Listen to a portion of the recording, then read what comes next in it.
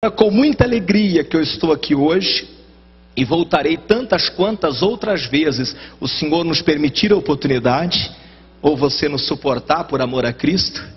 E glória a Deus, porque o pastor Paulo Lemos tem sido uma bênção na nossa vida, e eu estou muito feliz por essa oportunidade de estar aqui hoje junto com você, em nome de Jesus. Amém? Mas vamos à palavra de Deus. Você veio para ouvir a palavra do Senhor, não foi isso? E Ele quer falar com você hoje. Ele vai falar com você. Você tem aberto... me perdoa, você não vai entender essa linguagem. Lá no Ceará, quando fala de ligar a televisão, eles falam de abrir a televisão. Você já ouviu esse ditado? Já ouviu essa linguagem, não? Abrir a televisão? Não, nunca, né? É só lá. Então lá fala, abre o rádio aí para eu ouvir. É ligar o rádio. Ligar a televisão é abrir a televisão. Você tem ligado a sua televisão e você tem ouvido muito falar hoje acerca de um assunto chamado crise. Tem ou não tem? Todos os dias falam, não falam?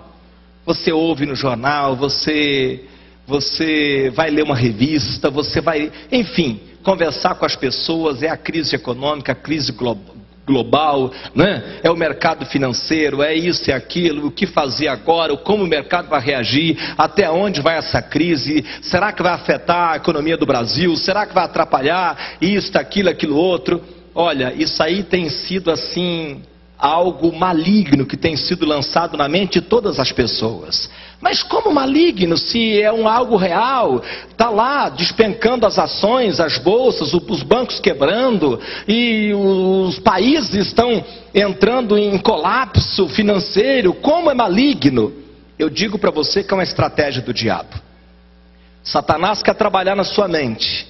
Ele quer que você acredite que é momento de crise, é momento difícil, é momento de você encruzar os braços e parar tudo que você está fazendo e fica como espectador dessa situação que está acontecendo. E eu quero te dar hoje uma lição de Deus. Você vai aprender uma lição de Deus que eu vou lhe dar no livro de Gênesis, no capítulo 26. Você vai aprender como lidar com as crises, como lidar com os problemas que vêm, aquele período difícil que nós chamamos de crise, né? Seja do casamento. Você já ouviu falar de crise conjugal? Então existe a crise conjugal, existe a crise financeira, né? Existe a crise de identidade, existe a crise emocional, a crise espiritual. Como que a gente lida nos tempos de crise? O que a gente faz? Deus nos dá uma direção. No tempo de crise há uma orientação de Deus para a sua vida, e eu quero te dar hoje essa orientação na unção do Espírito Santo em nome de Jesus. Quem achou o livro de Gênesis, capítulo 26, diga amém. Amém. Todos acharam? Quem não achou, faça assim, ó. Todos acharam, ainda bem, glória a Deus. Primeiro livro da Bíblia é difícil, né? Gênesis capítulo 26, versículo 1 diz assim: e havia uma crise na terra, além da primeira que foi nos dias de Abraão. Está escrito crise na tua Bíblia? Está escrito o quê? É o quê? O que quer dizer fome? Fome é o quê? É uma crise de alimento, não é isso?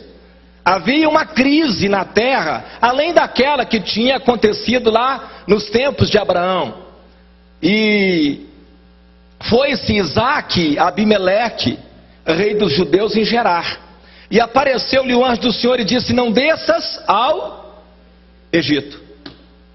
É aqui que eu quero hoje te dar uma lição de Deus para a sua vida. Se em tempos de crise você tomar a decisão errada, você está perdido. Você vai aprofundar a crise. Você vai estar num estado pior do que aquele que você estava no momento da crise. E há muitas pessoas, embora são de Jesus, embora são da fé, embora estão na igreja, na hora das crises ela toma a decisão errada. E o Isaac então agora está aqui no momento de crise. Acabou a comida, o momento de fome. Não chove na terra, então se não chove não nasce. E agora, fazer o quê? Eu tenho uma família, eu tenho os empregados, eu tenho gado, eu tenho ovelhas, eu tenho que ir atrás de comida. Eu vou fazer o quê? Havia um lugar que tinha comida, havia um lugar que tinha água, havia um lugar que tinha solução para a questão do Isaac, que era o Egito. No Egito havia água, no Egito havia comida, no Egito havia solução. O Egito, falando biblicamente, espiritualmente falando, para nós o Egito é o mundo. O Egito simboliza o mundo.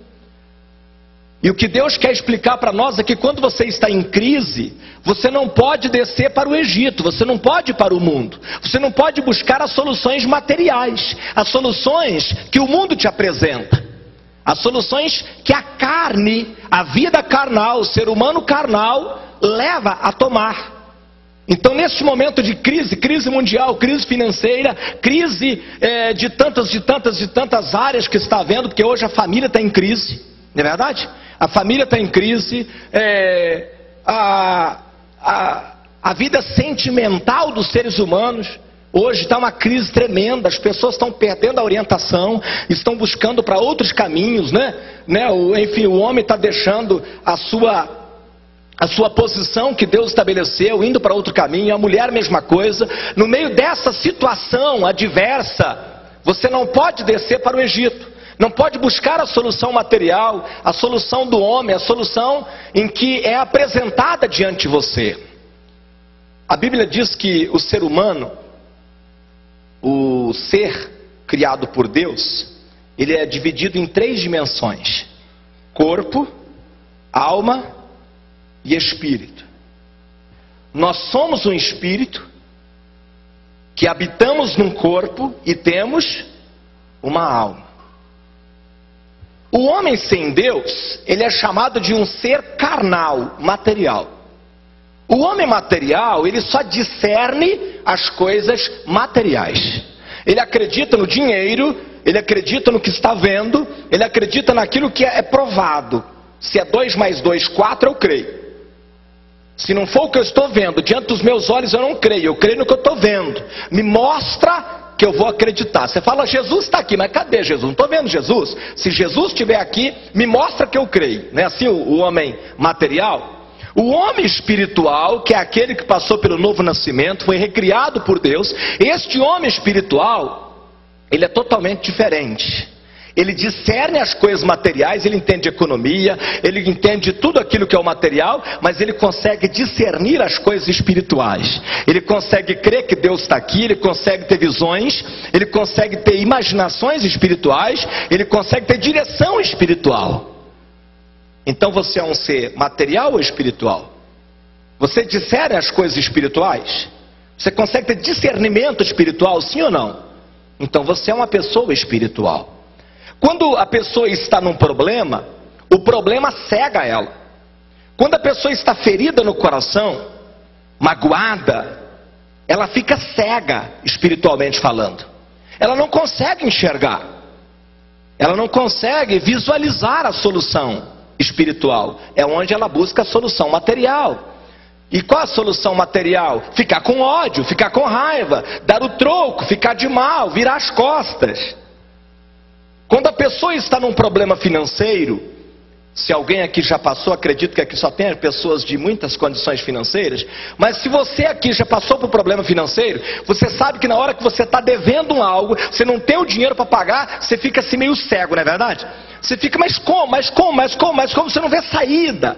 E você só consegue pensar em soluções materiais, soluções carnais. Eu vou pegar emprestado, eu vou pegar do cheque especial, não é isso? Eu vou pegar, eu vou atrás, eu vou buscar. Você só consegue visualizar soluções materiais. E Deus está dizendo aqui para o Isaac, não desça para o Egito. Na tua visão material, o Egito é a solução. Mas eu estou dizendo para você, não desça para o Egito. Primeira decisão que você tem de tomar, seja qual for a crise que você esteja vivendo, ou venha viver, ou venha passar, não desça para o Egito. Não busque a solução material. No material não está a solução para a sua vida. Diga aleluia. Continue no versículo 1. Aliás, versículo 2, melhor dizendo. Habita